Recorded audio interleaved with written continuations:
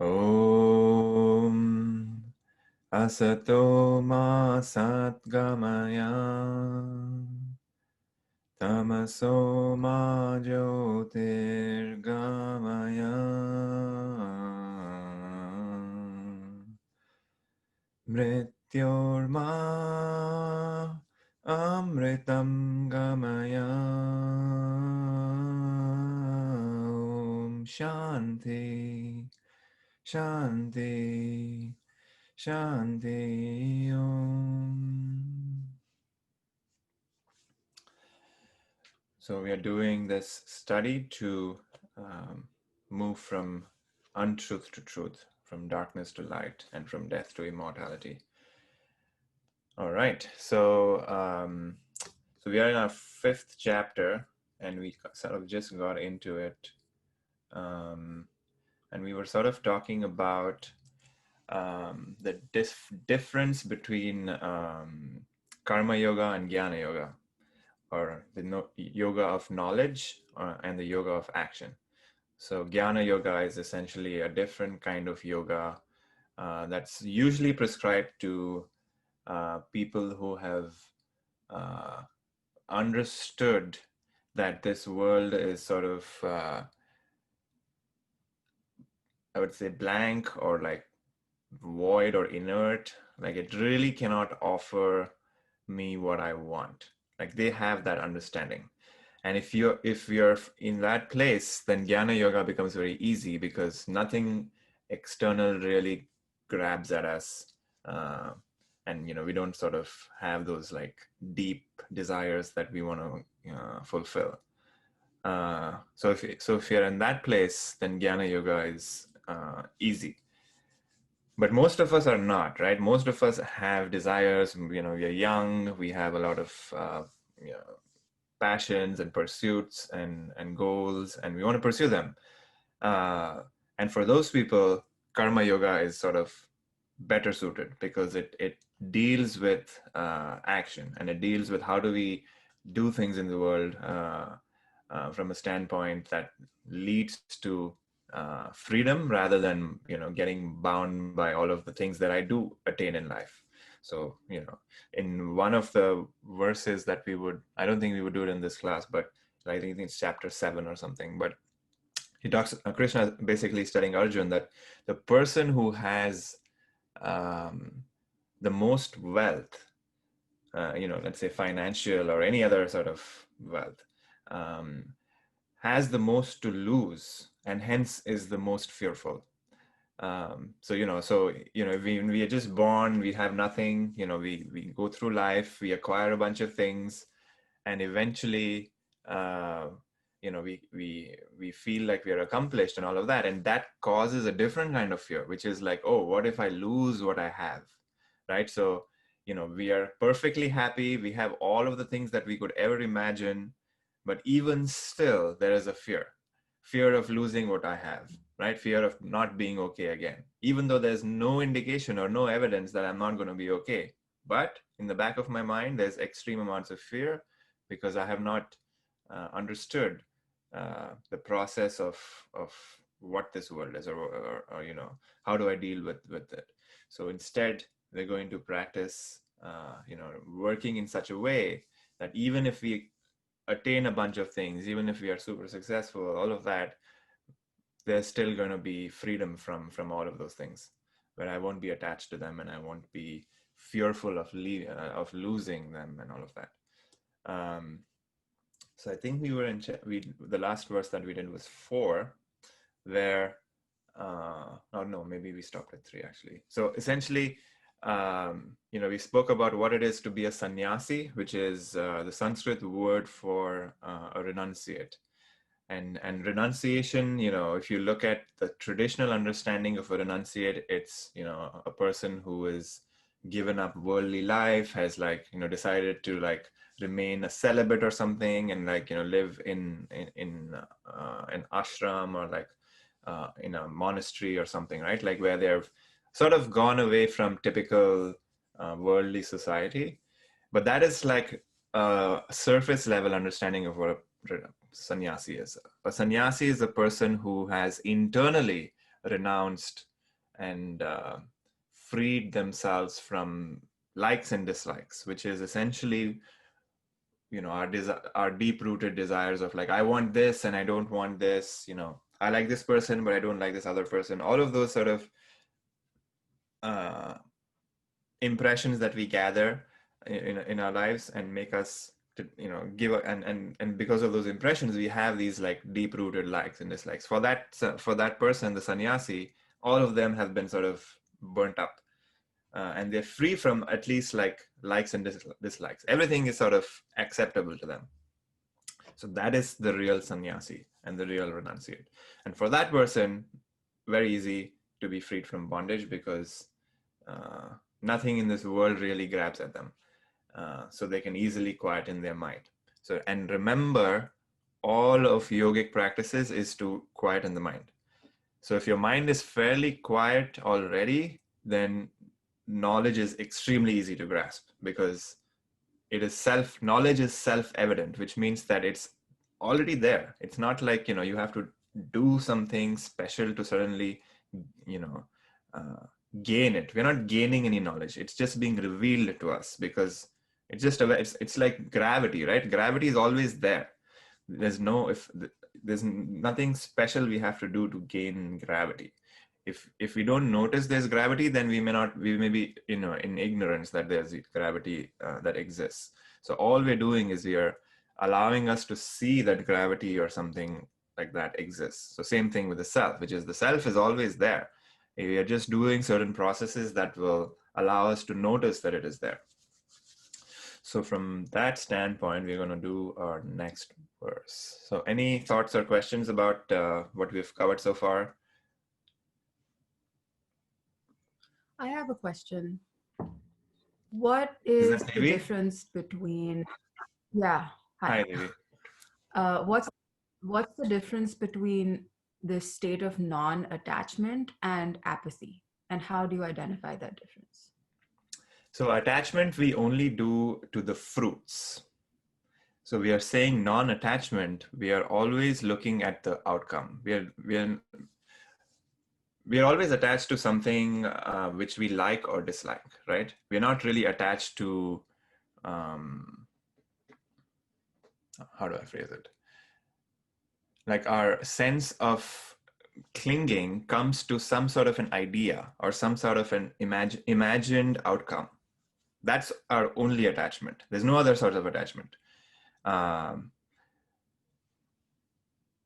Whereas apathy is also a form of attachment, which is I am averse. Whereas apathy is like I'm averse to some situation and hence I don't want to do an action, right? So let's say I'm apathetic to some thing that I'm thinking about. So let's say, give me an example. From your experience, give me an example where you can think of something as, that gives you apathy.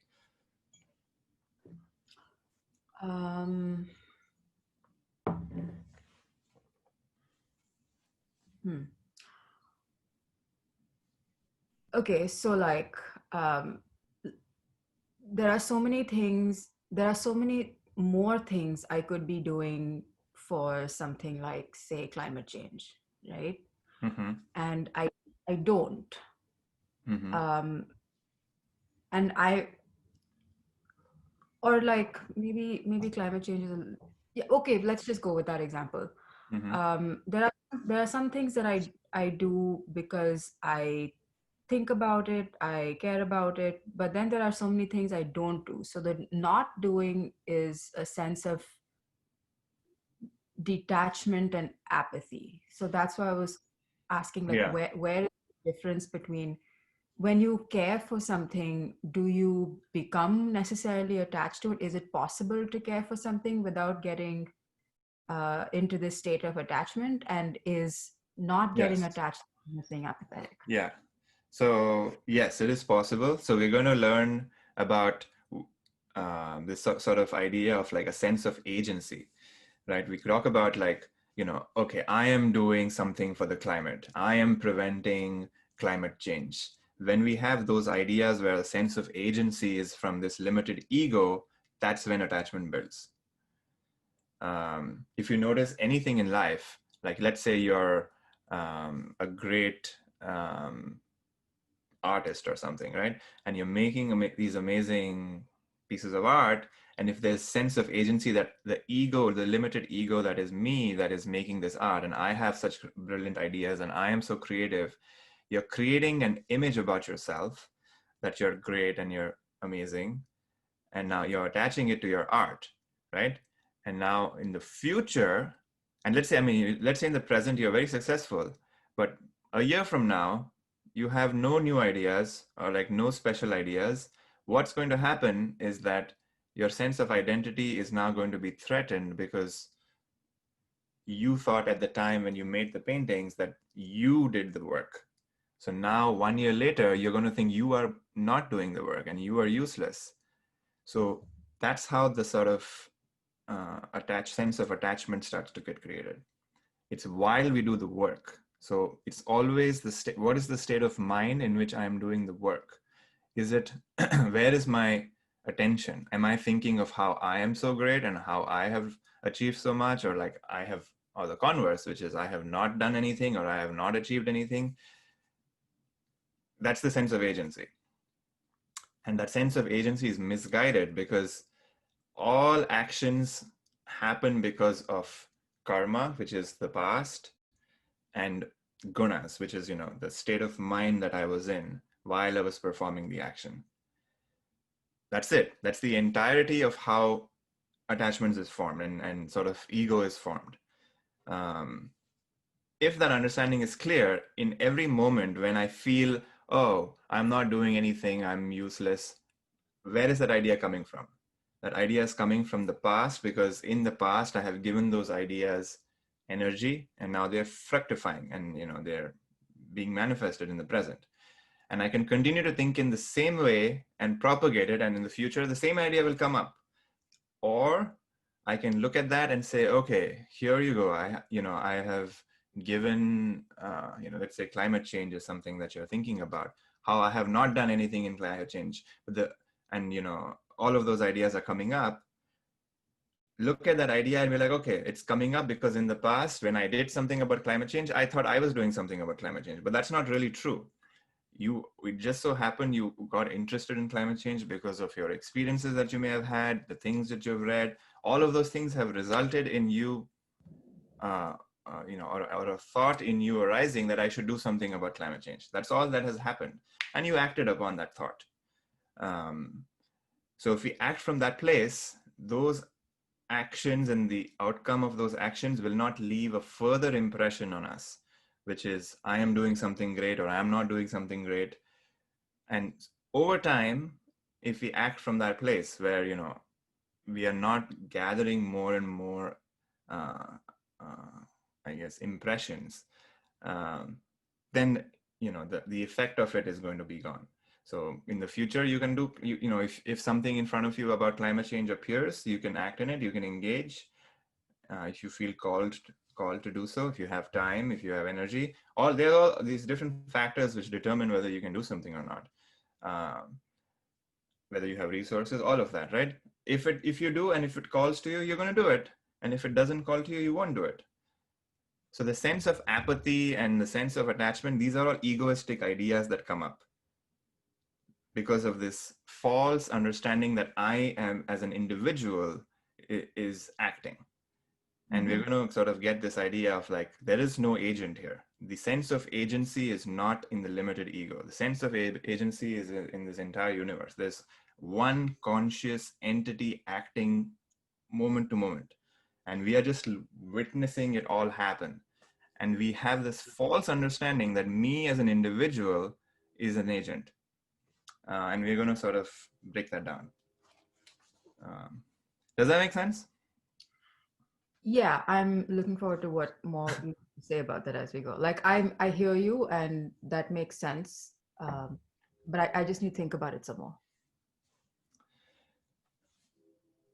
Okay. Yeah, the reason I ask this question about apathy is because I wonder if people can say, well, what I do, or like whatever action I do is not necessarily going to shift anything. So why bother?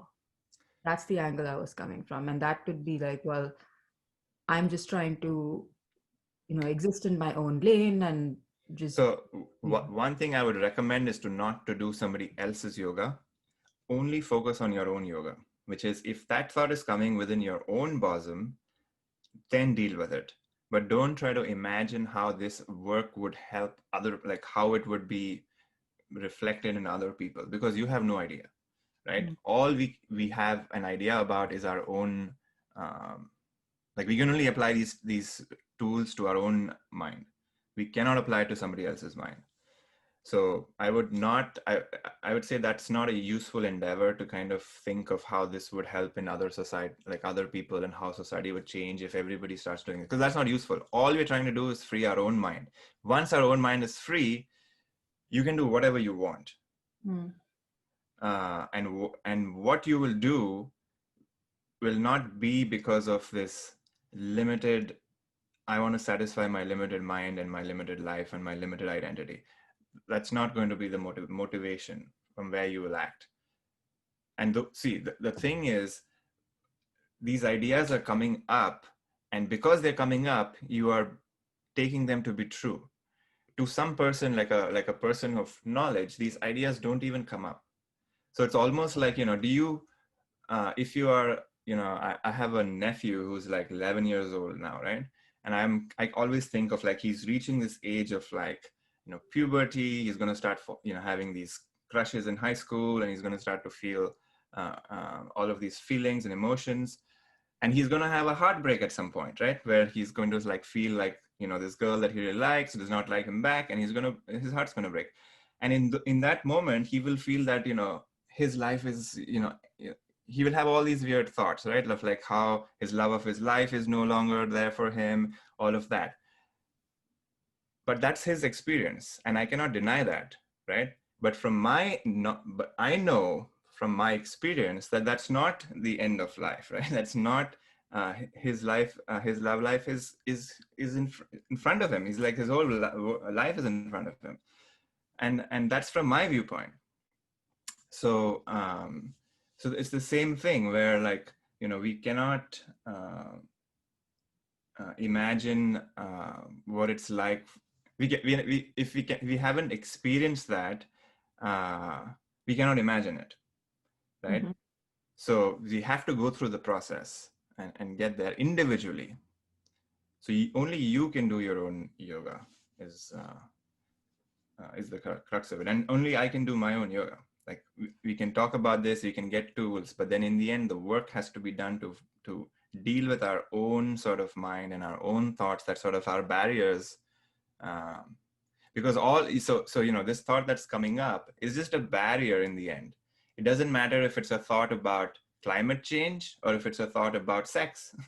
Both of them are equally a barrier, because what they do are essentially putting your attention on something external. A thought is external, an emotion is external, a physical object is external. All of them are external. And if our attention is on those things, our attention is not going to be on the self. And all of these practices is to start to lessen the attention on our outgoing tendencies of the mind to focus on all these different things. Mhm.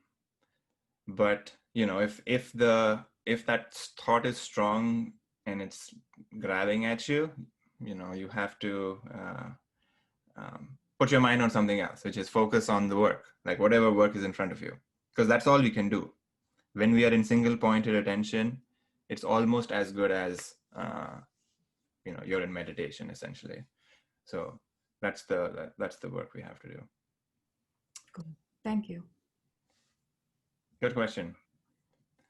Yeah, it is kind of could be taken as apathy, but it's absolutely not apathy.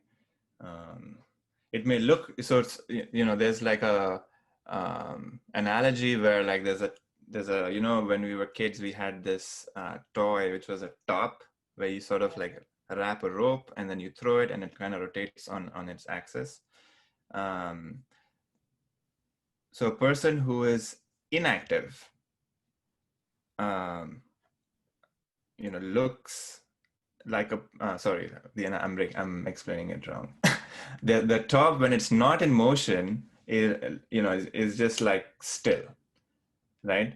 A top which is spinning really fast is also looks still to the person from a distance, right? Only when you go closer do you actually see that, oh, actually it's like spinning really quickly and my eyes can't even perceive that.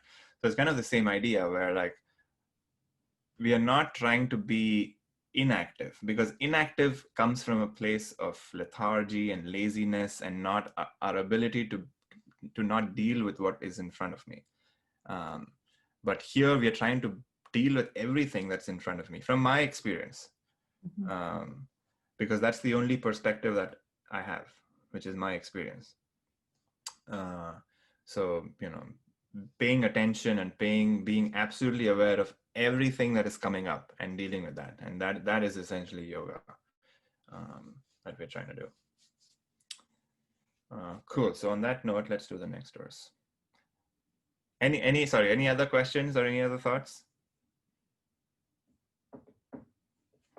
Okay, so would anyone like to do the Sanskrit today? Okay, if not, I can do it. Anyone would like to read the English?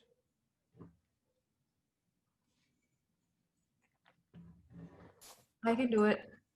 Okay, cool. So let's do verse 4.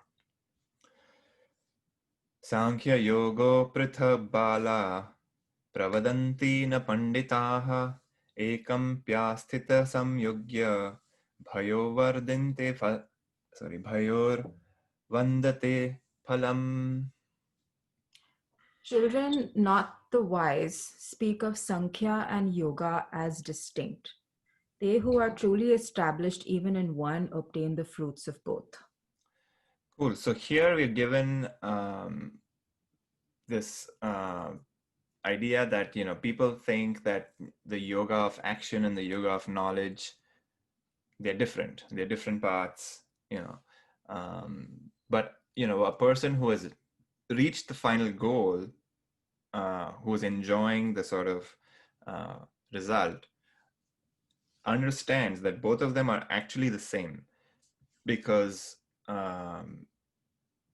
they are dealing with the same problem in a slightly different way.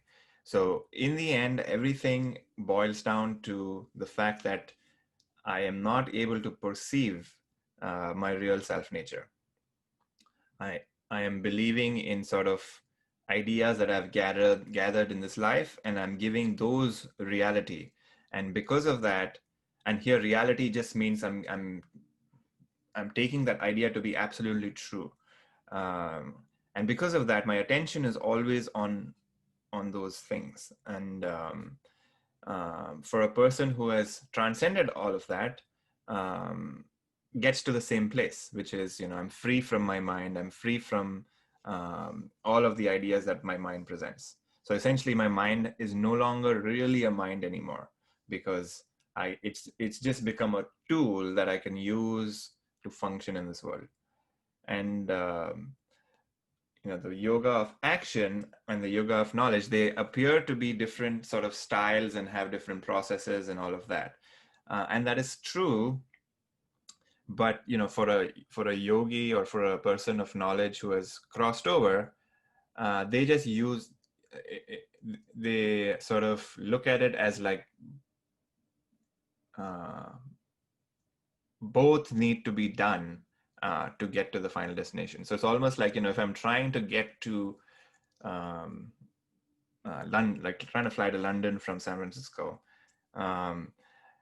and somebody asks me, or I ask somebody, how do I get to London? They would be like, oh, first you need to take a cab to get to the airport, and then from the airport you're going to have to fly and get to London, right? And then if I ask the person, "Hey, do I need to take a cab or do I need to take a flight? Like, which one do I need to do?" And the person will be like, no, you need to do both.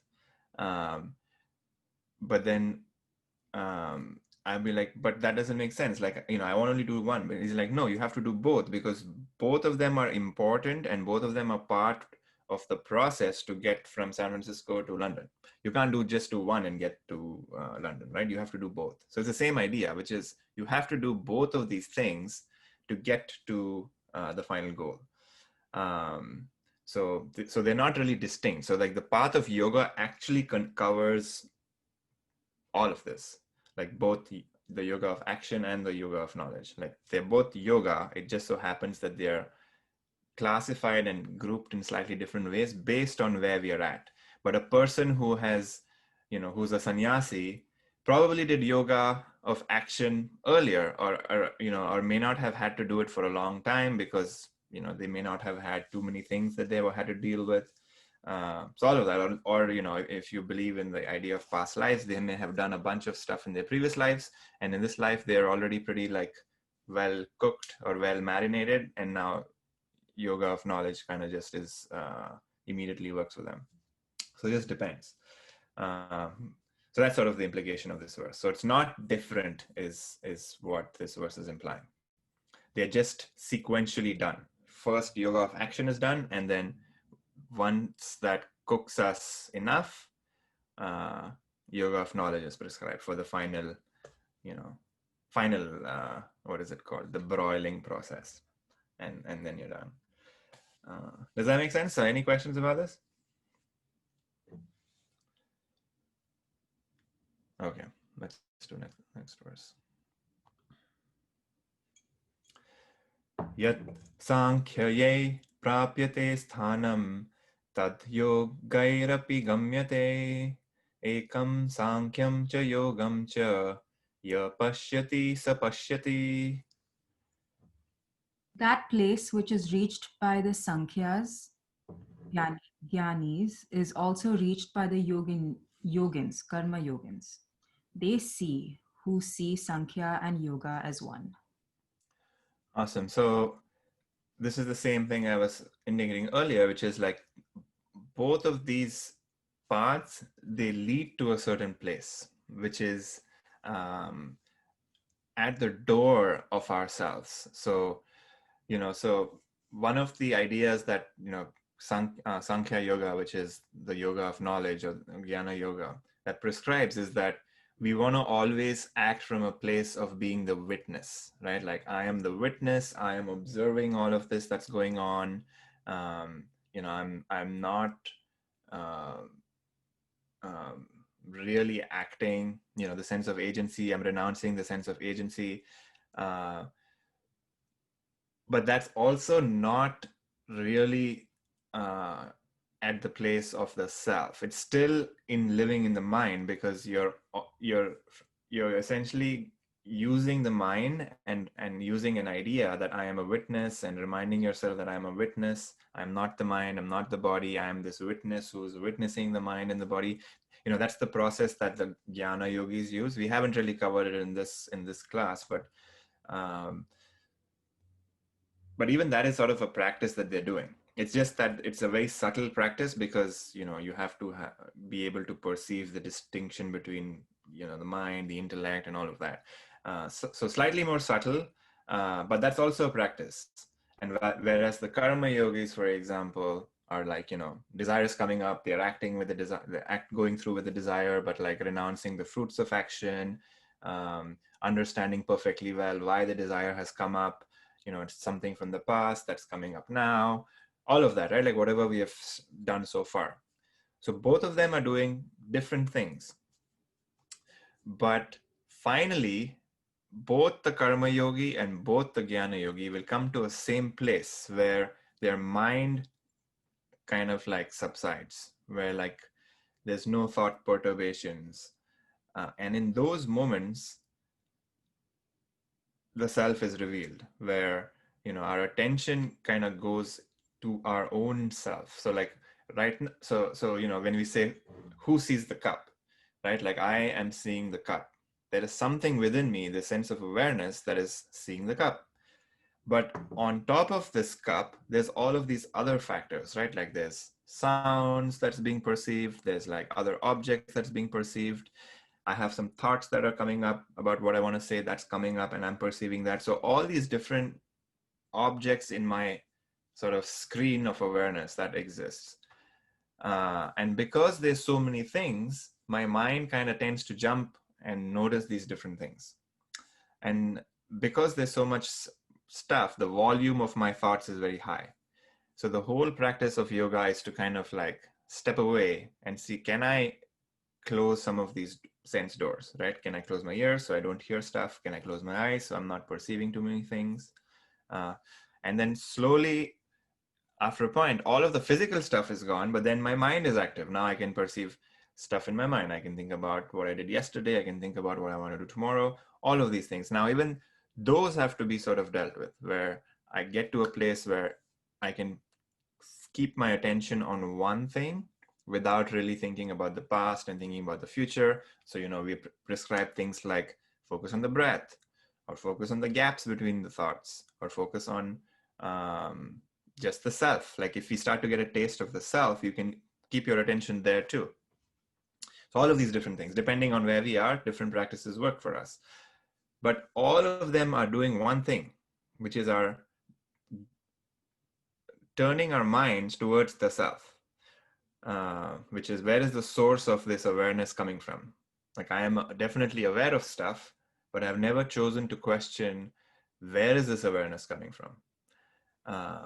So that's the entire thing. So once we see, and here sees is in quotes because it's not really seeing as like a visual thing, but it's more of like an experiential thing. So once we experience, and once we have that taste of that, then the person who is doing Sankhya Yoga or a person who's doing Karma Yoga both get to the same destination, because all of those practices also kind of drop in those moments when we are, because there's nothing being perceived, right? Like you have stopped all of the thoughts, you have stopped all of the physical stuff, there's nothing there. So in those moments, what the Sankhya person is experiencing and what the Gyana, the Karma Yoga person is experiencing is the same. So that's the implication of this verse. Any thoughts about this?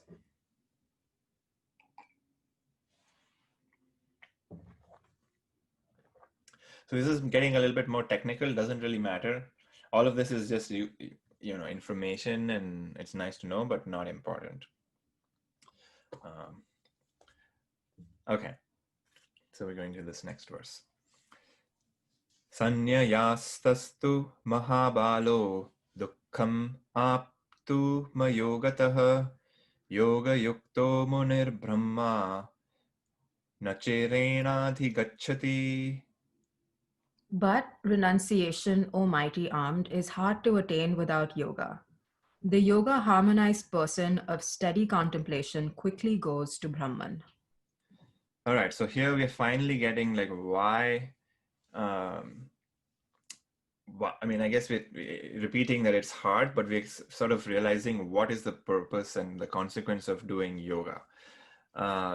So, like I said, like renunciate, here we are renouncing the sort of the sense of agency that we're going to eventually cover, which is much harder to do. To say, I do nothing is very hard. Like when I'm doing actions, it's the mind is so habitually trained to think that I am doing the action. So like if I am writing this beautiful poem, it's very easy to sort of the sense of agency automatically comes up, and I say I am writing the poem, right? It's very hard to say that no, the poem is being written. I am not writing it. It is just being written by something else. So that's very hard to do. Instead, what we do is we say, okay, I'm writing the poem, and I go through with it and I write it. But while I'm writing it, my attention is completely on the poem and not on how the ego exists and how, so essentially what we're doing is like we're moving our attention to something else rather than my limited ego. We acknowledge that the limited ego sort of comes up, but we just move it to someplace else. So we move it either to the work, We can move it to the breath, we can move it to some other place, but we don't keep reminding ourselves and focusing on how I'm a great poet or I'm a shitty poet or how this is very hard or how I won't be successful or how I'll be unsuccessful. All of these ideas, which is moving our attention to my limited ego. That is the problem.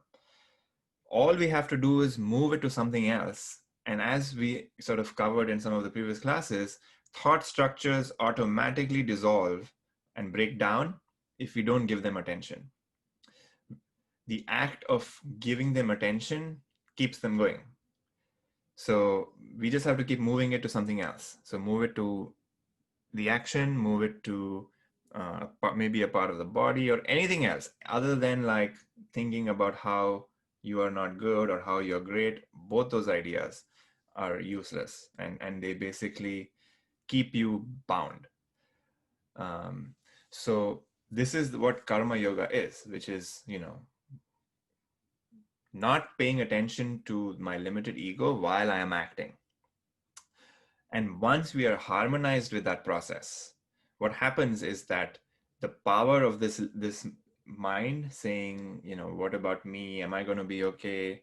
I am good. I am bad. I'm successful. I'm unsuccessful. All these like limited sort of ideas that we have about ourselves. The volume of it is very low. So we can kind of ignore it.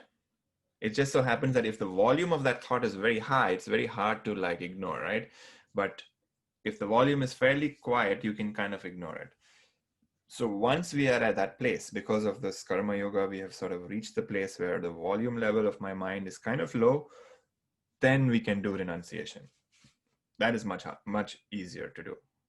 But without that, it is much harder.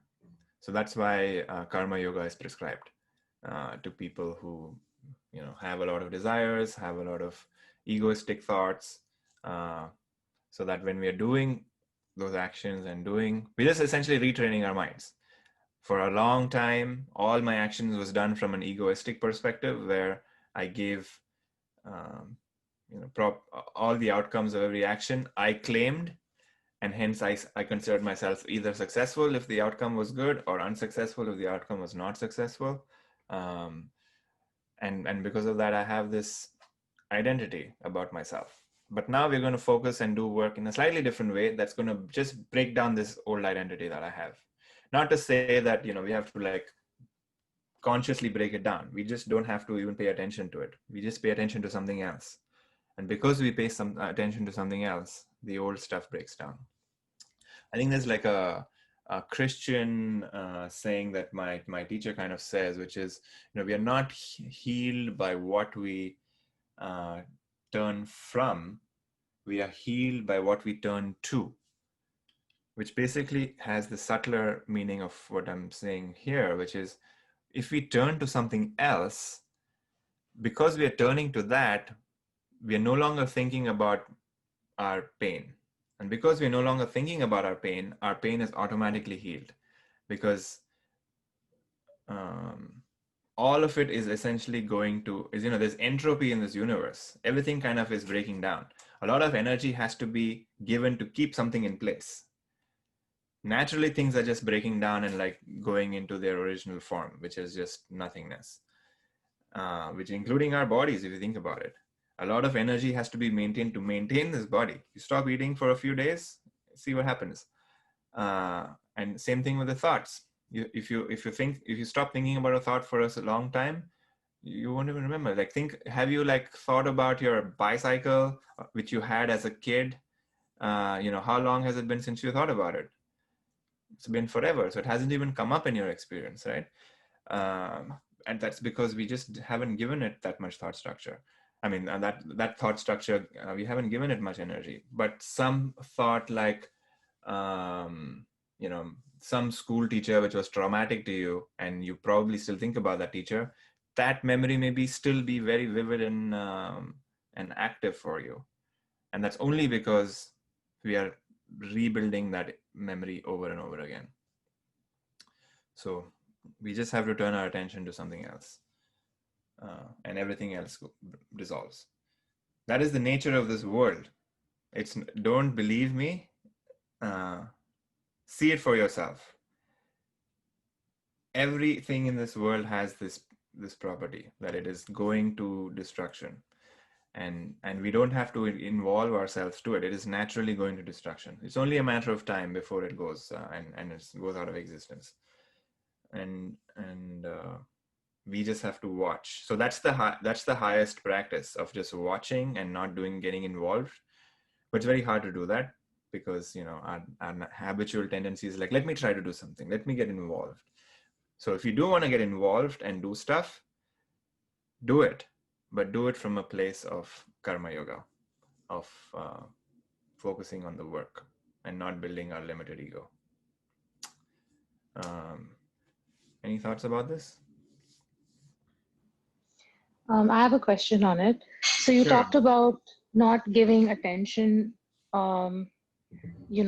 to some of these thoughts, and if we do that, they disappear. How do we Mhm. understand this with the lens of, I could also just be shoving away a lot of negative thoughts in a place and not addressing them, and Yes. it could come back to me in a different way. Yeah. So how do I reconcile both those ideas? So it's not about suppression. It's about what's the word? So we're not trying to. So let's say a thought that's coming up about some I would say sadness, right? Let's say sadness thought is coming up. We are not trying to not acknowledge it. We acknowledge that sadness is coming up. Uh,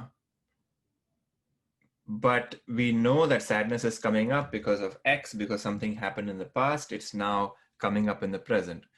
And let's say this feeling is very strong. Stay present to the feeling, uh, you know, if you can, right? The feeling may be very strong and may like take you away. You may have to cry, you may have to roll in bed or whatever, like, but acknowledge it. But over time, that feeling goes away, right? Has any feeling or any memory that has come up in the past stayed with you for, you know, an infinite amount of time? That's the question, Ramya. Has that happened to you? Oh, no, I guess everything does fade with time, if not disappear entirely. Yes. So I'm just talking in the moment to moment experience. In the moment, let's say a pain comes up or a memory comes up, it's painful in the moment. So we acknowledge that pain, stay present to the pain, and over, let's say an hour, let's say it takes 2 hours, let's say it takes 10 hours, let's say it takes 24 hours. We stay with that pain and it goes away because eventually everything does go back. Uh, Hmm. and then let's say it comes up again tomorrow. Maybe it comes up again next week. We do the same thing, but the what we don't want to do is keep thinking about like, oh, I should have done something different. Maybe this should have happened. Maybe that should have happened. Reliving the memory. What that is doing is it's adding more energy into that feeling rather than just there is some energy that exists with some experiences that we have had. We're just letting that come up and letting the sort of intelligence of our being digest it. We're just essentially digesting energy, just like how we digest food. We have this ability to digest emotions, thoughts, all of that as well. Um, and we have to allow it to happen without getting too involved in the process. The problem is we get involved in the digestion process where we add more energy to it and it gets mixed up and it doesn't completely like get assimilated. So what we want to do is just like acknowledge, observe, be, and sometimes that's very hard to do. And in those moments, um, like karma yoga is one thing that you can do where you acknowledge that pain is there, but you do some action that is sort of, you may be at work or something, but be single pointed attention on the action, because what that is doing is it's not putting your mind and your attention and your energy onto some idea about something. It could be an idea about the experience. It could be an idea about a completely new thing where you should have, you're thinking about how you should have gone in this other direction, or whatever it is, right? We just don't want to live in that world, because when we are living in that world, our attention and our energy is in the thought realm, and that's not helpful, because that's not solving the problem, and it's not like releasing that sort of blockages and energy that we're holding on to. Mm-hmm. So it's not about suppression, it's about completely acknowledging it, but not by getting involved. Got it. Thanks, Puneet. Yeah. And it's not easy. I'm not going to claim that it's an easy process to do, but there is this word we use called yoga balam, which is the strength of yoga. And that's what we need to all have, which is that we have this ability to face everything, our own demons and our own sadness and our own fears, all of that. We have the strength to face it all. And if we can just stay with that feeling, and get familiar with that feeling, it's just a feeling. That's what we're going to realize, that everything is just a feeling. Feelings never kill people, right? It's like, we have the ability to like deal with, and sort of like be resistant to feelings, and the more we do that, the more sort of energy we have to be able to deal with future feelings. So it's kind of like exercising, right? Like we start off by doing like half pound or 1 pound weights, and then we sort of keep building that, and the more you do that, the more reps you do, the more higher weights that you can pick up. So like in the beginning, it may feel like we cannot deal with some emotions because they're too strong. So we start with something small. And as we sort of build that sort of experience and the strength to be able to do that, we can start to sort of chew on more and more bigger things. And over time, this is not something that happens like in a week, right? It takes time. But over time, I promise you that what you thought that you could not deal with, 1 year ago, you would be able to easily deal, and you'll be like, oh, why was I struggling with this one so much? It's gone. That's going to be some like, that could be like one of the experiences that you have, if we are earnest about this, because the mind and who you are is extremely intelligent. It has its own sense of ways to like deal with things, like, and you will know, like as you keep doing this more and more, you will have this intuitive sense of like what you have to do, how to deal with it, all of that. So keep on keeping on is what I can say. Any other thoughts or questions?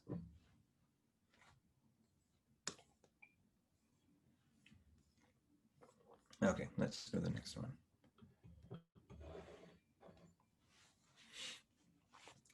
Yoga yukto vishuddhatma vijitatma jitendriyah sarvabhutatma bhutatma kurvanapi na lapyate. They who are devoted to the path of action, whose mind is quite pure, who has encountered the self, who have subdued their senses, who realize their self as the self in all beings, though acting is not tainted. So here we are sort of given some qualities of the person of, I would say, like, this is probably describing somebody who has reached the final goal, but like what were sort of the different checkpoints before which they got to the final goal, and once they get there, what happens?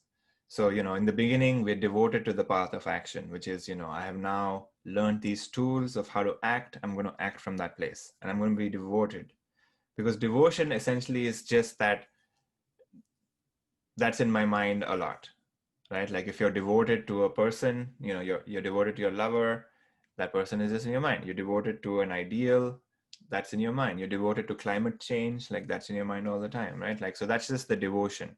So we want to be devoted to this, because if you're not devoted to anything, we're not going to do it that much, right? So we have to build this sort of sense of devotion, and we can start with something that doesn't have to be the path of action or something, but we just want to be devoted to something in life, because when we are devoted to something, that starts to percolate into other aspects as well, where the sense of devotion comes and pervades like every aspect of life. It could be relationships, could be work, it could be community, could be yoga, anything, right? All of those things, we start to become a little bit more aligned, where we start to be devoted to everything that we start to do. So that's the first thing. And then the second is, mind is pure. So here, pure doesn't really mean like good or bad. It just means that it's quiet. So it's quiet. And we do this by single pointed attention, by meditation, all the practices that we sort of went through in this course. So, and then who has conquered the self. So this is sort of interesting that it says conquered the self. So I would frame this as like, we have sort of understood our own psychological barriers that we have. Like everybody has unique set of like desires, has unique sets of like unique identity that they sort of like subscribe to, all of that, right? Like, and those are the things that sort of come in the way. The egoistic desires and our sort of egoistic identity that we have. And those things come in the way. So if we sort of understand the fact that we are not really that, we are, it's just a very small aspect of me. I'm definitely more than just,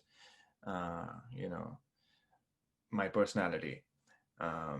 Then we can start to sort of move in this direction of like trying to see, who am I really? I'm trying to answer that question. Like, who am I really? Am I just this personality which keeps changing all the time? Am I just this mind which, has all these different ideas and also based on experience and time? Or am I just this body which also I'm gathering by eating food?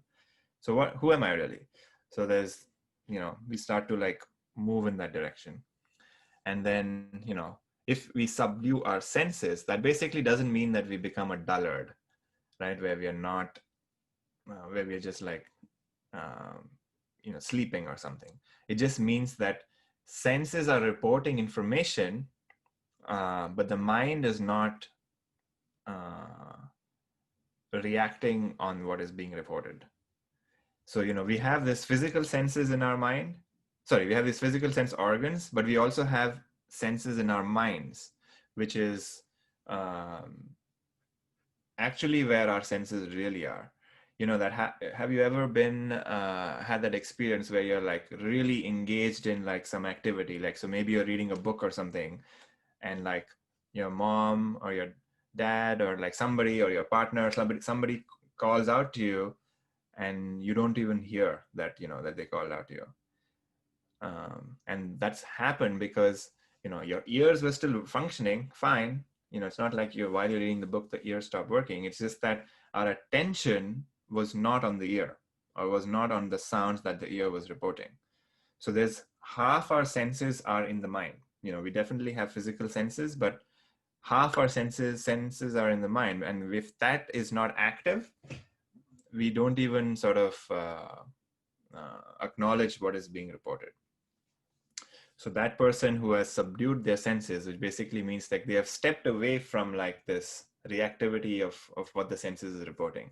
If a car goes by, you can just say car is going by rather than projecting all of our thoughts and memories on whatever we perceive. And then who realizes their own self as the self in all beings, that's like, once we start to get a taste of our own self nature, where like, okay, I have this personality, I have this body, I have my mind, but there is something beyond that I am.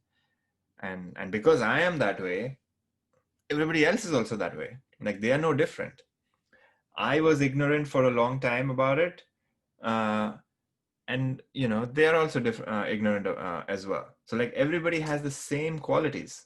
Nobody is different. It's just that the form may be slightly different, They may have a different body, shape, color, whatever, and their minds may be slightly different colored as well. Like they may have different desires. All of those are slight, like, I would say qualities and the form of things, but the essence is the same.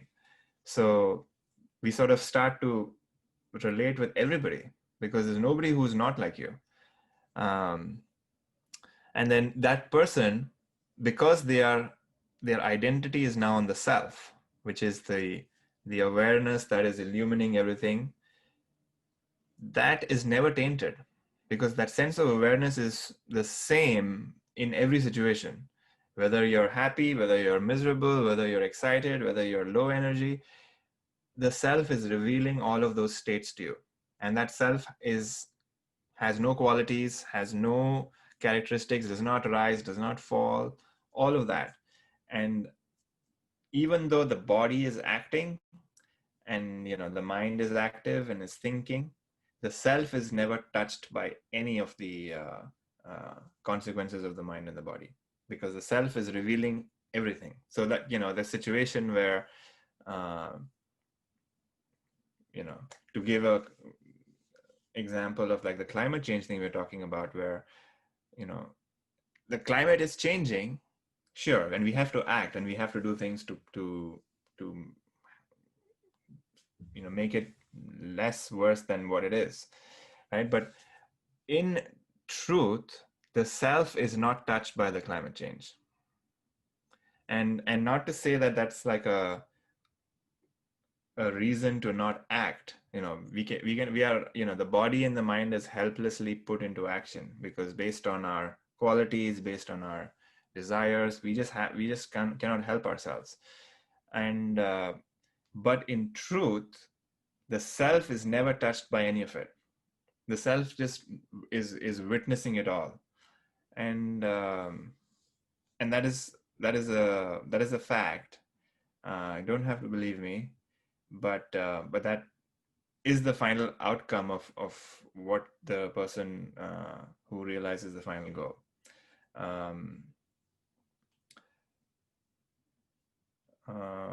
So that's what this verse says. So this is basically describing, the person of knowledge. Like they may continue to act, because it doesn't say that, once you realize the self, you're just going to like do nothing. So that's like a doubt that everybody has. It's like, why should I act at all? Why should I even think about climate change if nothing ever happens? Because while we have a body and while we have a mind, we are helplessly put into action. So a person who says that I'm not acting, I'm just sitting in my house and doing nothing, sitting on my couch, but even that person is acting, right? They are eating food, they're digesting food, they're going to the toilet, they're taking a shower, whatever, right? They're still acting. It just so happens that their sphere of influence is much smaller, but we have to act. And if we are acting out of a motivation of fear and like selfishness, all of those things, then our actions are going to result in not the best outcomes for everybody else around us, and not even for us. But the person of knowledge, for them, the sense of individuality, the sense of like individual ego has gone. So like their actions are never done from a place of selfishness, and they're always done from a place of whatever their capability is. So if they have skills in a certain area, they'll do it without any hesitation, because they'll look around and they'll be like, this is what society needs and this is what is needed, or in the situation, this is the appropriate thing to do, and they will act without thinking about whether I did okay, whether what will they think of me, all of that, because all of those things are rooted in this fundamental belief that I am this limited ego, or I am this body. But for this person, they have sort of transcended that. Like that thought doesn't even arise, right? Just like the thought of like your bicycle or your tricycle from like your younger days doesn't even arise. The same way, it doesn't even arise. So that's kind of this. I think the next verse we're going to talk about the sense of agency. Okay, so we're getting to the sense of agency, Devi, the part of what I was talking about earlier. Any questions about the previous one?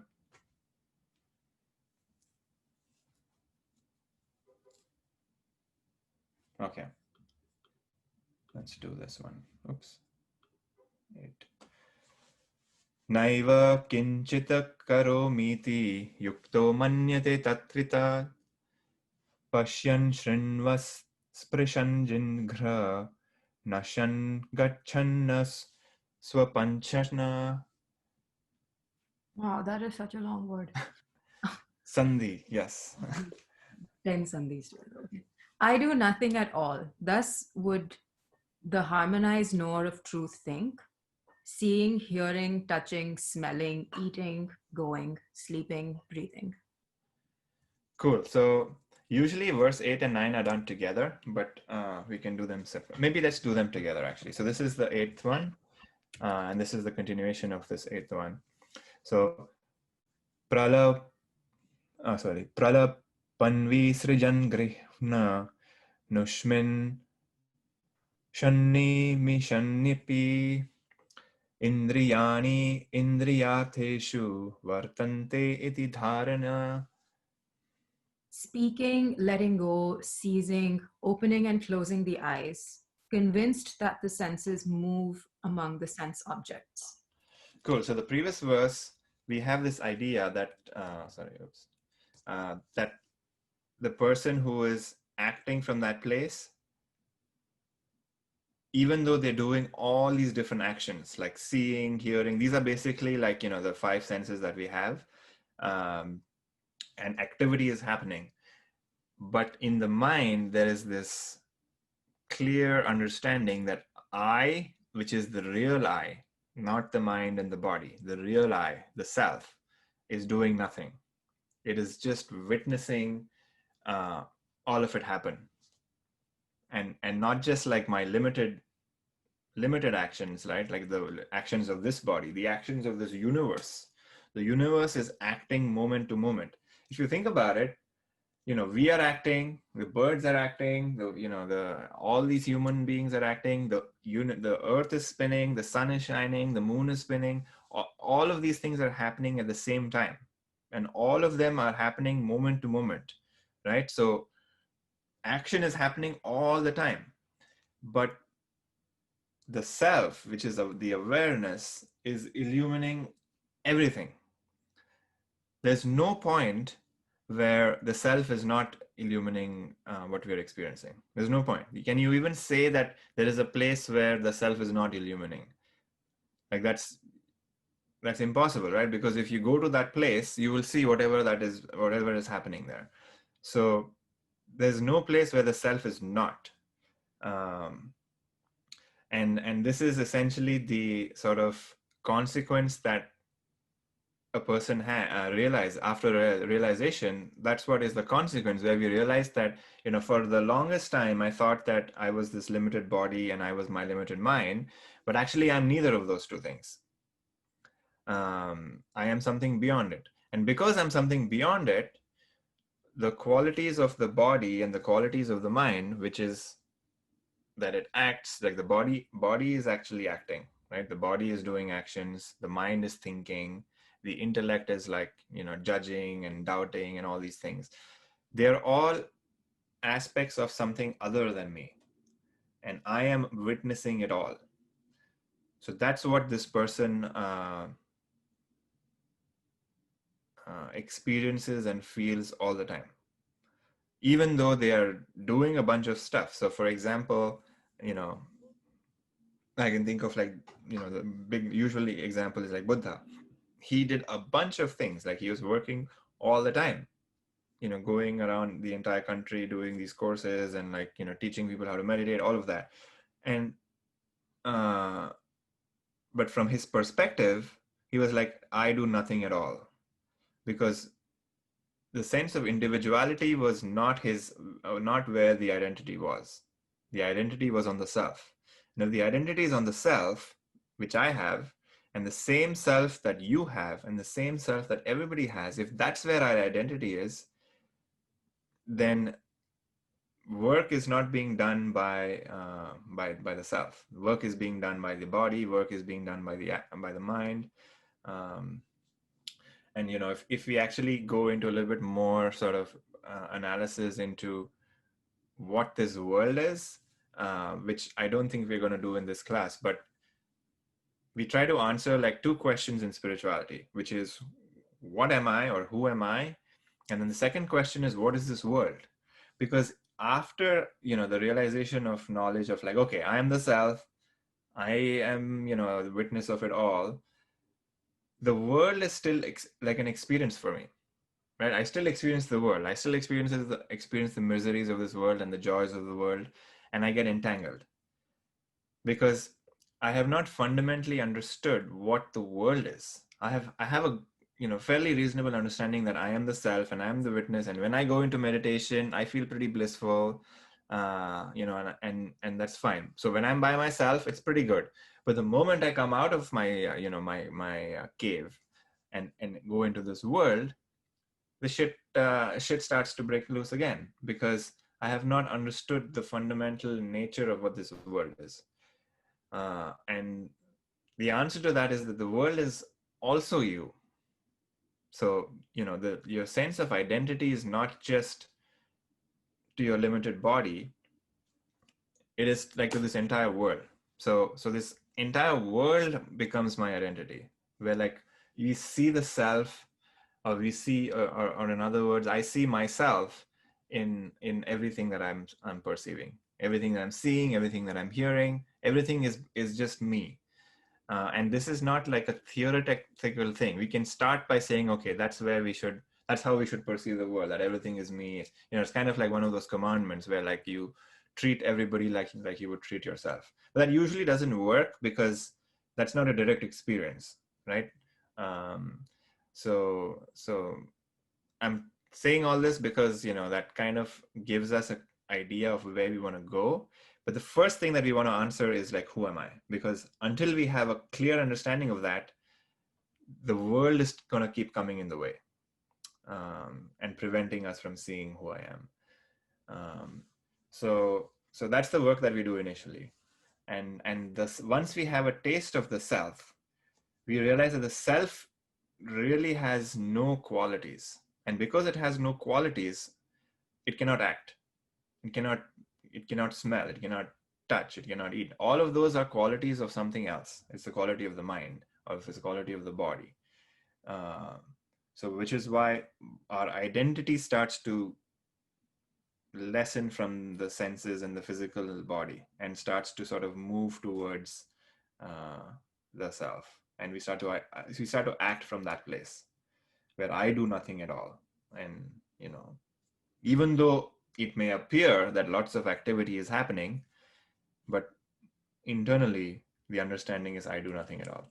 And then going to the next verse, which is they may be speaking, they may be opening and closing their eyes, they may be like getting stuff, so like convinced that the senses move among the sense objects. So this is basically saying that, like I mentioned earlier, that we have senses, we have physical senses, and we have half our senses in the mind. And unless the mind is active, or like the senses in the mind are active, the information that the physical senses report will not even be recognized by the mind. So like the typical case of when I'm reading a book, and if I'm engaged, the ear doesn't even though it's reporting things, like my mind doesn't even acknowledge it, right? So basically, so that's the same idea here, that that things may be like appearing. I may be looking at like stuff moving around me, I may be listening to things, I may be like eating stuff, but my understanding is all the time is that I am just witnessing it all, and these are just sort of movements in my awareness. Um, so that's kind of the idea here, that I do nothing at all, and I here is the self. The self is just watching, and not even so much as that I am the watcher or I am the observer, but watching is happening, or like even like speaking is happening right now, or listening is happening right now. So we're just like there, without even a thought occurring that, oh, I am listening or I am watching, but it's just moment to moment experiencing is happening moment to moment. And it could be sensual experiences, it could be physical experiences, it could be mental experiences, but every moment it's just happening. And it's just one, I would say, like conscious entity being revealed moment to moment to moment to moment. And that is our experience. It's just that on that experience, we have a thought about it. That, oh, it's a good experience, it's a bad experience, I like this, I don't like that. And because we are having these sort of thoughts of the experience, we create a split where experience is happening and then there are these thoughts about the experience constantly happening. And because those thoughts happen, we think that we are separate from the experience, that I am separate and the experience is separate. But in reality, there's only one thing, that's that experience is happening, which includes me. Uh, but because of our constant analyzing and our constant like mind coming in and like judging what the experience is, there is this split that occurs where I think I'm separate from the experience. So this may not make sense, but that's the process, which is we are the self, and in the self, all of this activity is revealed, and that's revealed moment to moment, moment to moment, moment to moment, all the time. And if we can live from a place where our mind is not that active, where we can, even though senses is reporting a bunch of things, my mind is not like judging it, and it's not like reflecting on what's happening. I can just stay there. Like one example that my teacher kind of talks about is like, if let's say you're walking in a park or something and you see like a tree, can we just look at the tree for the tree that it is without having any like thought about like comparing it to some other tree that you may have seen, or looking at a leaf and thinking how it reminds you of some other plant that you saw, whatever, right? Like all those thoughts that we have, but just look at a tree. Or similarly, if there's a flower there, just look at the flower. Or if there's a sunset, just look at the sunset without really having these reflections on like, oh, the orange looks like the orange of my light at home or something, right? Some random thoughts that keep coming up. But just look, or just hear, or just see. It's basically just being in the experience and not moving away from it. Because the moment you have a thought about it, you're no longer in the experience. You're living in the dream world, right? So like if you're, for example, if you're in a concert and there's a beautiful song being played, the moment you say, wow, this is such an amazing song, you're no longer listening to the song. Because the song, you're now thinking about some part of the song which was amazing. But if you can just be in the song, then there's no thought about the song, about how good it is. All of those things are like not available, and they don't even come up. So we want to start to practice those, like, just being in the experience rather than like reflecting on how the experience is all the time, because that's living in a dream world, which is in the world of our thoughts and imaginations. So that's kind of I kind of went over, but that's kind of what this mechanism is, which is we want to get to a place where we want to stop our incessant attention on the thoughts and just be. Because in those moments, all of these ideas of like, I do nothing at all and all of that, they may sound crazy, but it is somebody is describing their experience. And we can only truly empathize with this if we have a direct experience of this. And we can only have a direct experience of this is when our mind kind of like quietens down, and not just in our meditations, but also in the world. Because the experience of the world and the experience of the meditation is no different. It's just that in the world, our mind is a little bit more active. And in meditation, we probably have a quieter mind. if we are, have a bit of experience meditating. But we can, essentially what can happen is that we can meditate in the world, because if we can get to a place where our mind, we have full control over our minds, where we can, choose to use it or not use it, then this world becomes a meditation.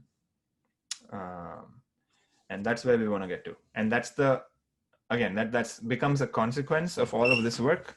But that's where we want to get to. Any thoughts or questions about this?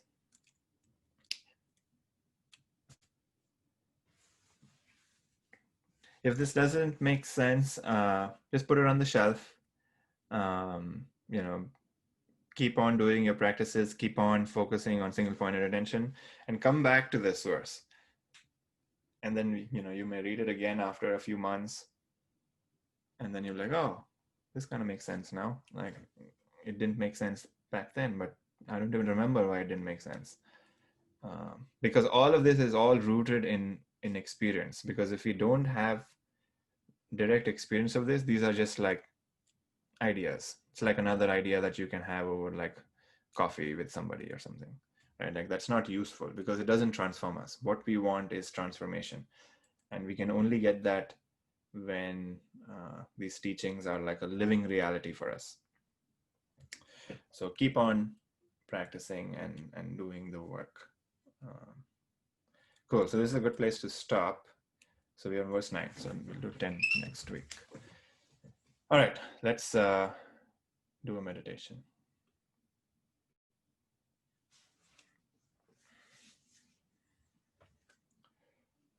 Cool. So let's start by sitting in a straight, comfortable position.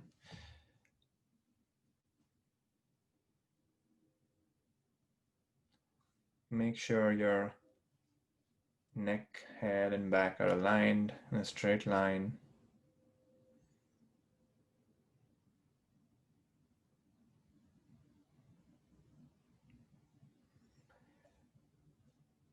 We want to settle into our bodies, so we will start by taking a few deep, conscious breaths.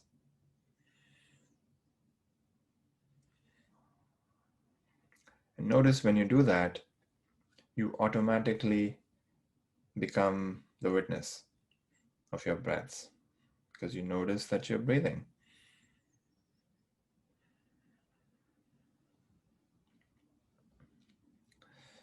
So what this sort of reveals to us is that we are always the witness, all the time, witnessing, experiencing, but we just tend to forget that we are.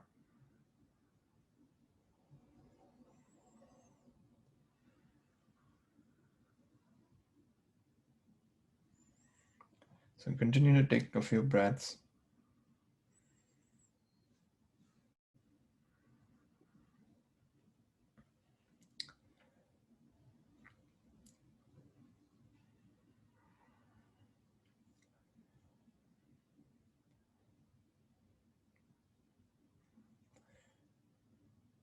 So today we're going to do this practice of subject-object discrimination. So meditation practice, which is going to just try to notice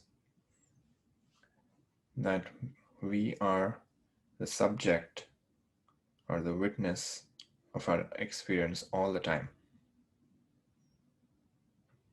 Even though we may have a thought about ourselves, we are still the subject. We are always witnessing and experiencing stuff. There is a subject-object relationship. So I am experiencing my breath. I can take a deep breath. I can feel that breath is the object. I am the subject. I can do that with 5 senses. So I am the subject. My voice is the object. You can do that to all the 5 senses, where you're always the subject, perceiving what the senses are reporting.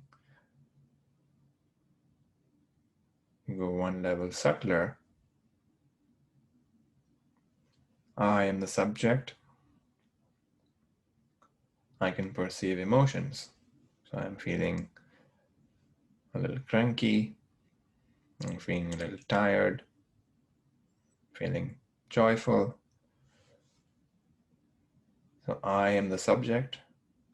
Joy, happiness, sadness, they are emotions and they are the objects. Subject-object relationship.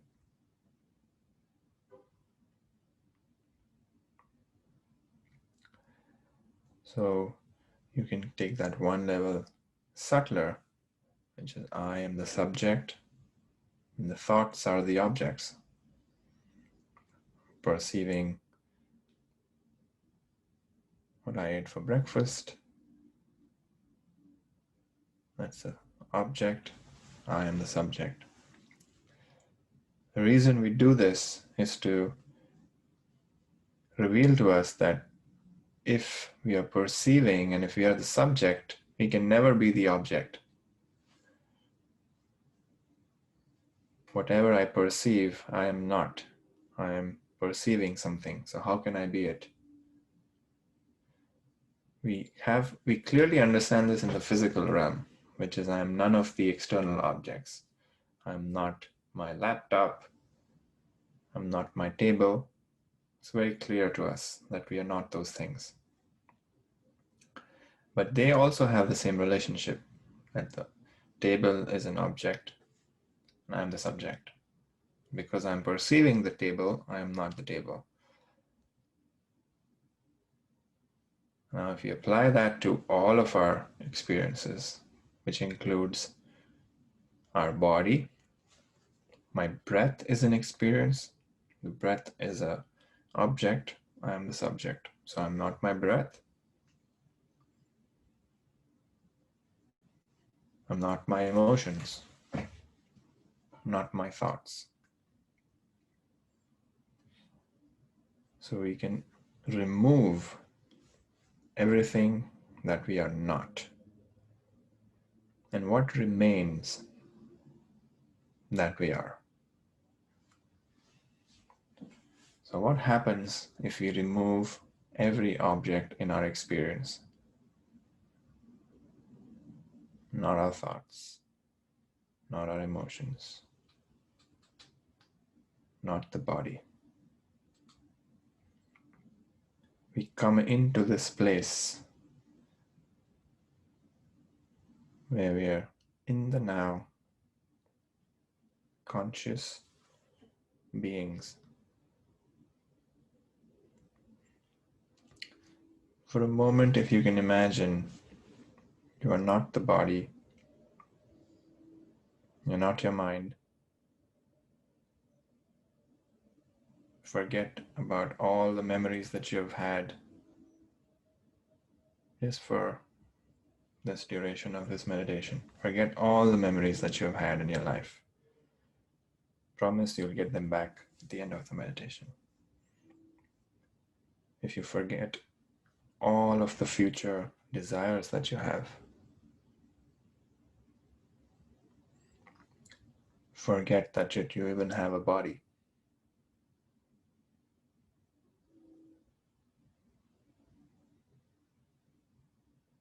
And now if you're in that place,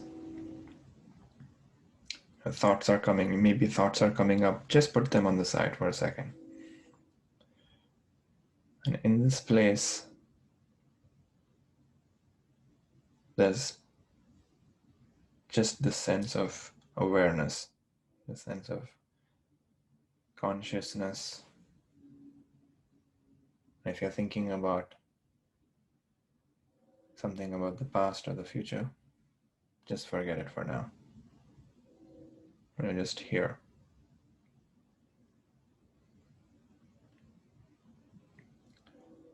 To get here, we didn't have to acquire anything. In fact, we only had to remove our attention on the mind, on the body. That's it. Our attention is on something else. We didn't have to create it.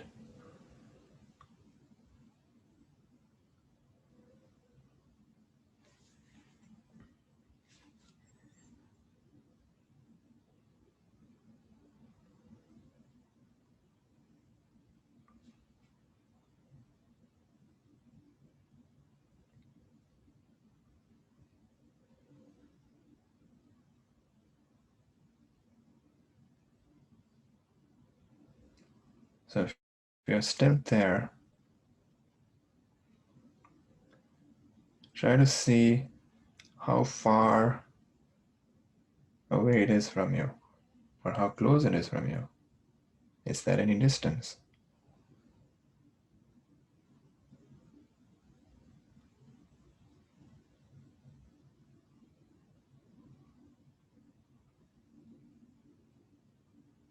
Is it small? Is it big? Is your awareness end at any point?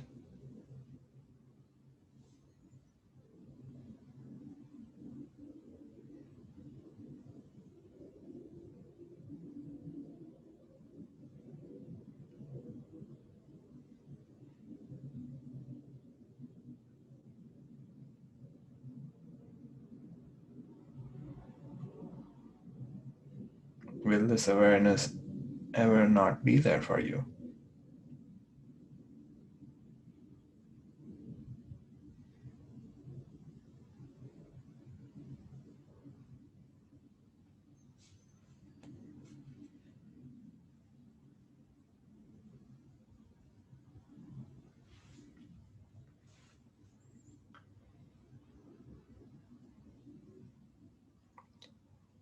So if you have access to this place, if you can come here now,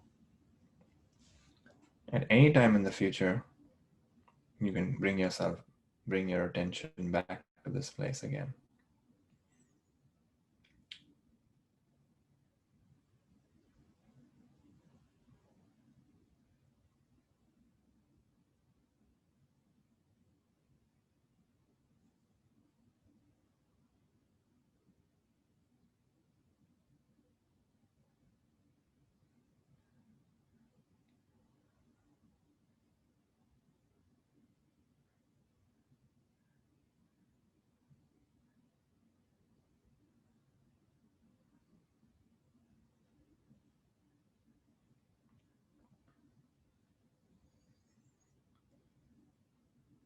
So as promised, you can now bring all your memories back. You can bring back all your desires. But bringing them back doesn't change or doesn't touch this awareness. Your attention could now be on a desire or on some past memory, but the core of your being is untouched by the desire or untouched by the memory.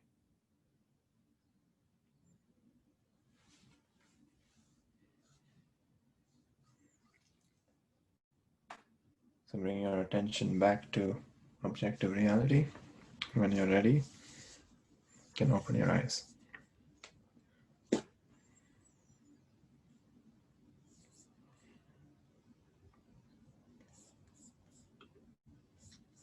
Cool, so let's end our class by doing our final chant.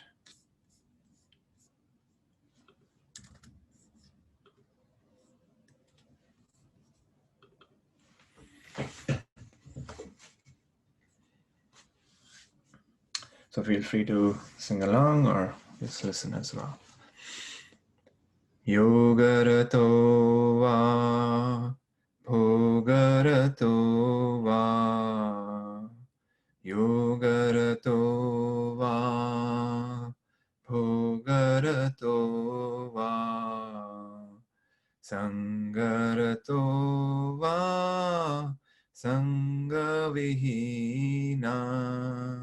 Sangarato va sangavihina vihina yasya brahmani ramate chitta yasya brahmani ramate chitta nandati nandati nandatyeva nandati nandati nandatyeva nandati nandati nandatyeva.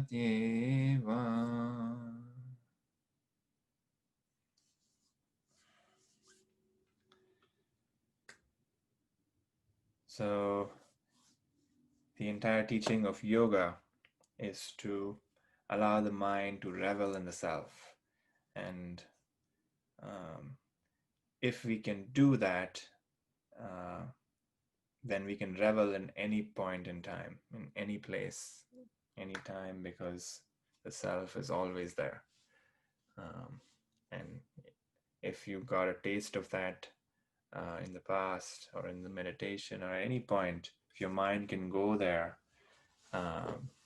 then we have this ability for our mind to consciously go there at any time. And then we can enjoy wherever we are and be free from the tyranny of this world and what it presents to us. And you know, be more solution oriented and not be swayed by, you know, crisis and all of that. So I hope this class was helpful and useful, and I hope everyone continues to do their practices and we all can free ourselves from our own minds. Cool. That was the end of the class, everybody. As always, I'm happy to hang out and answer any questions or just chat too. But that's it.